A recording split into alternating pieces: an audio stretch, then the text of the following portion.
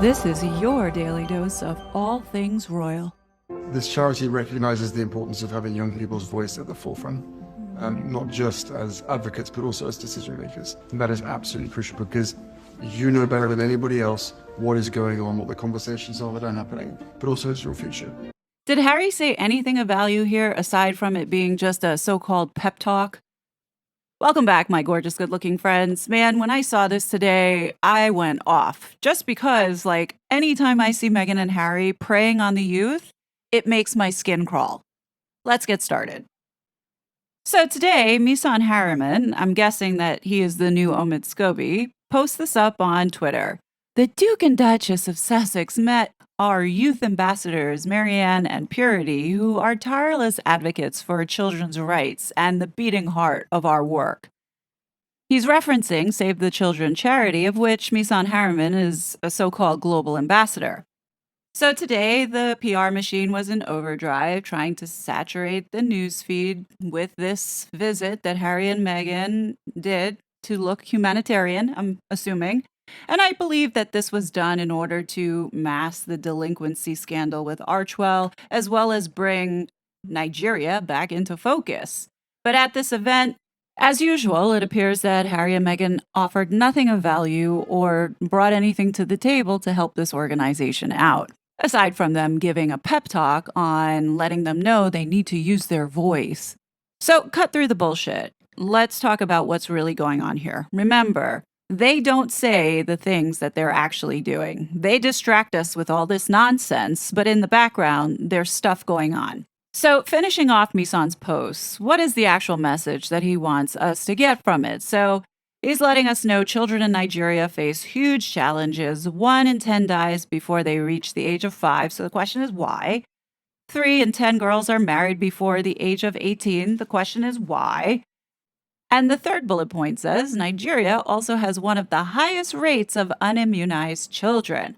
So when you look at these 3 huge challenges that these children are facing, you would think that potentially the third bullet would have fell into the first bullet as possible reason as to why these kids that are dying, 1 in 10 who are dying before they reach the age of 5, right?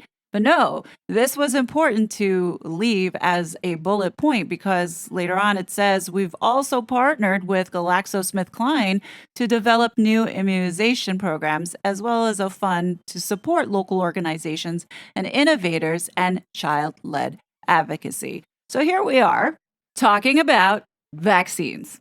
What did I tell everyone before the Harkles went to Nigeria? 2 weeks ago in this video, the real agenda, in my humble opinion, was to meet with the WTO and to strike up some type of partnership, aka an agreement, or at least try to, with Archewell in order to push vaccines. Remember, these two had been aligned with the WHO, pushing vaccines from the very beginning. And now we have this WHO pandemic treaty that's coming up, and guess what? Vaccines and PPE and all these types of contracts to which taxpayer money is going to be going towards that will be going out to bid to various NGOs like an Archewell to be providing this kind of stuff. Remember, Harry and Meghan gave money to Save the Children already, so it's not like they needed an invite from Misan Harriman to show up there and sit down and listen to these people.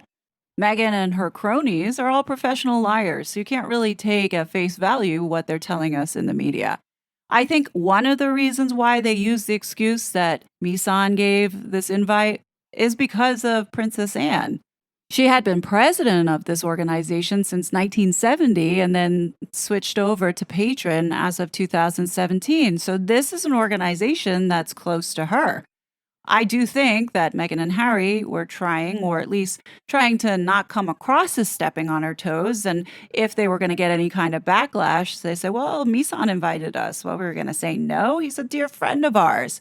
But reality is that they were stepping on her territory. But let's talk about Save the Children itself as an organization. I'm surprised that these 2 idiots would choose to promote it because of the recent scandal that has come to light in Guatemala. I've talked about this in a previous video of how Meghan and Harry support organizations that are connected to a lot of corrupted and bad people, as well as nefarious things, dark things. Let's get to know about the organization that Meghan and Harry now want to spotlight on. So, Save the Children is partnered with various businesses and foundations. This organization is holding about $500 million in assets, and on average, they're generating revenue of almost $1 billion per year. So I find it hard to believe that they're really struggling to get these kids inoculated and provide the proper care that they deserve. And that's why there's such a high 1 in 10 children don't make it till 5. I'm not buying that with all this money here. And here we have Meghan and Harry drawing attention to this organization in the hopes that some poor sucker like me or you are going to put our hands in our pockets to give to this organization to support getting these children vaccinated, or I don't know, figuring out how to increase their lifespan without telling us really why they're dying and not making it past 5 years old.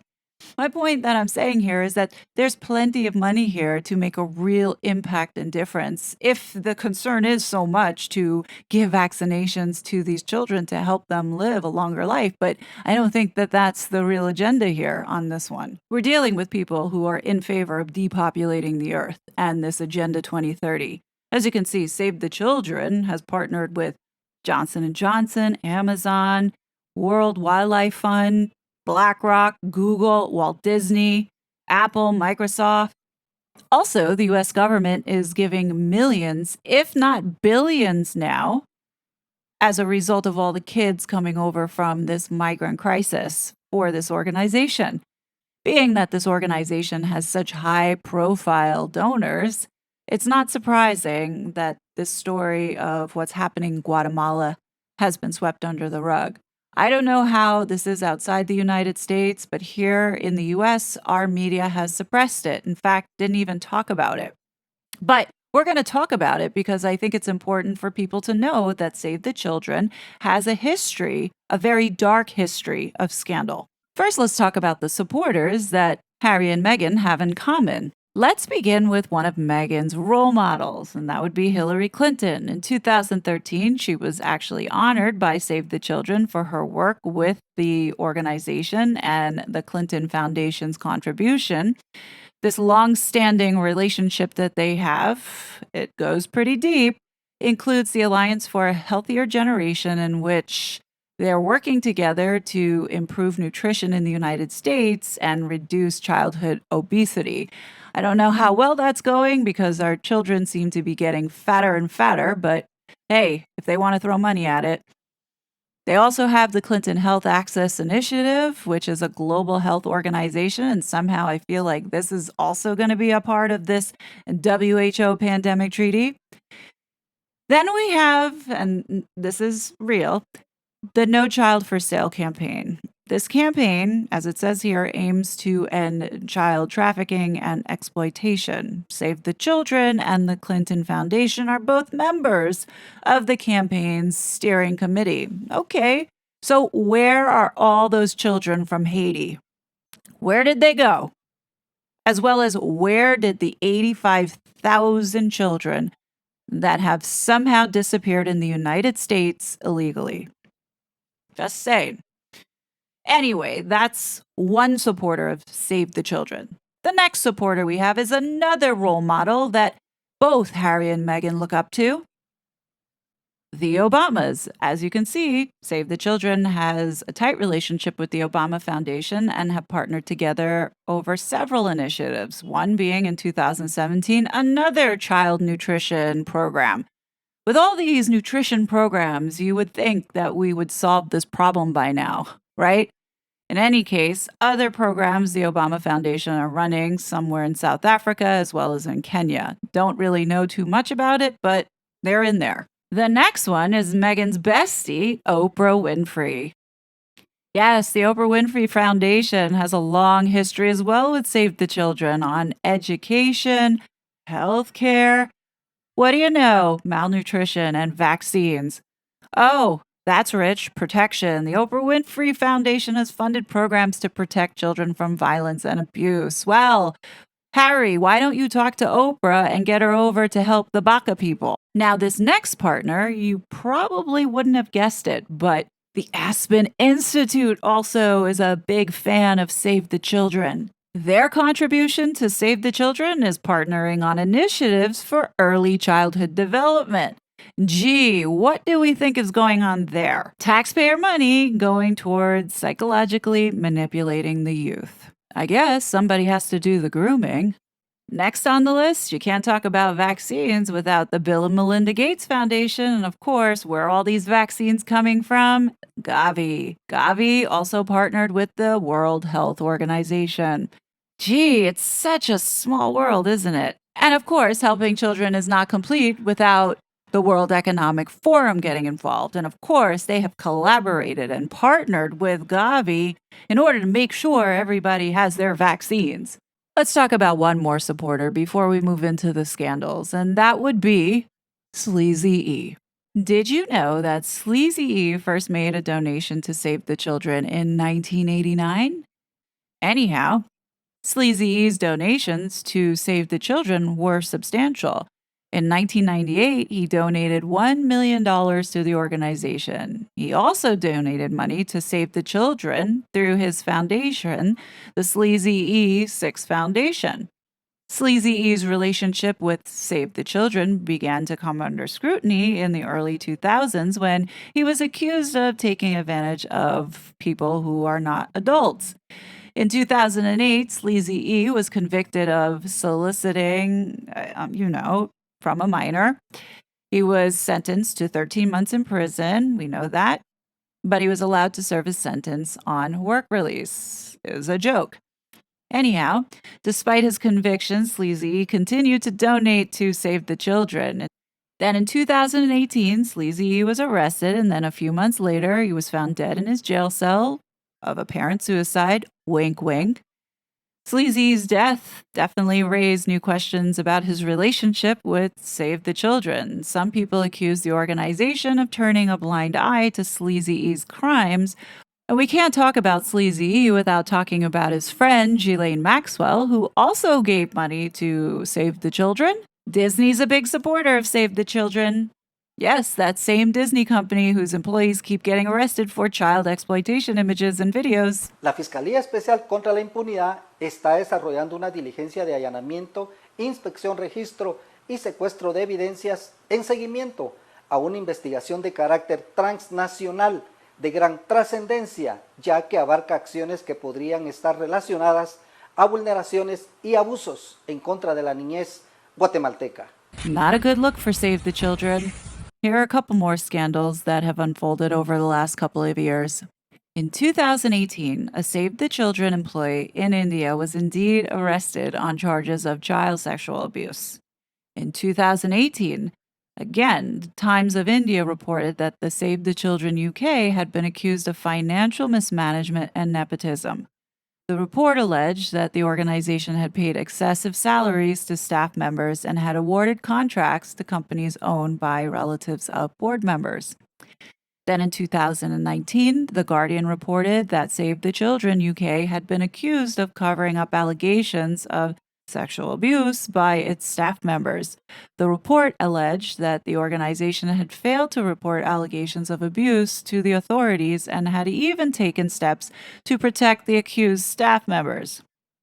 Next, in 2020, the BBC reported that Save the Children had been accused of failing to protect children from sexual abuse in its programs in Yemen. The report alleged that the organization had turned a blind eye to allegations of abuse and had to even take steps to silence victims. Also in 2020, a Save the Children employee in the United States was also arrested on charges of embezzlement. Then in 2021, the New York Times reported that Save the Children had been accused of using child soldiers in its programs in Afghanistan. The report alleged that the organization had knowingly hired underage fighters to work in its programs. And finally, in 2022, the Daily Mail reported that Save the Children had been accused of failing to protect children from sexual abuse in its programs in Haiti. The report alleged that the organization had failed to report allegations of abuse to the authorities and had even taken steps to protect the accused staff members. Well, isn't that something? I thought the Clinton Foundation was extra tight with Save the Children, and one of their programs was designed exactly to prevent this. Look, I know Princess Anne's a very busy lady, but she's also a very smart one. Could it be that in 2017 she saw what was going on with this organization, probably even had an inkling about Epstein, and decided to distance herself and stepped away from being president and into the role of being just a patron? Just putting that out there. I'm not saying she knows anything. I'm just saying the timing of it, with all these scandals coming out after she has left, could it be that she saw that there were things going on here that were just not right? But in any case, is it shocking that Meghan and Harry would be a part of it? No. And then also, when you think about all the people that are involved with this and the corruption, as well as the sad situation with all these children being abused by these very same people, this charity upheld 42 cases of staff mistreating children in 2021, including 2 relating to sexual abuse and 7 relating to physical abuse. Where did all the 85,000 missing migrant children from the U.S. border go? Paging Dr. Jill, where are you? Girls, what's just happened? So, there's an ice cream van there selling just 2 ice creams with 2 chewing gums in it. Yeah. For bloody £9 for 2 of them. £9 for 2? Yeah, £9. That is going to get nowhere. The one that comes on my street is either £1 a p or £2. That is going to get nowhere with that. No, he ain't, is it? No, he ain't. That's well bad, isn't Yeah, you it? should know. And he only does bloody card. Stood there with my cash. Bloody hell. That's well bad, isn't it? Bloody well bad. Yeah. Yeah, bet he can hear me. These globalists are truly human pieces of scum. Harry and Meghan represent and are the face of that scum.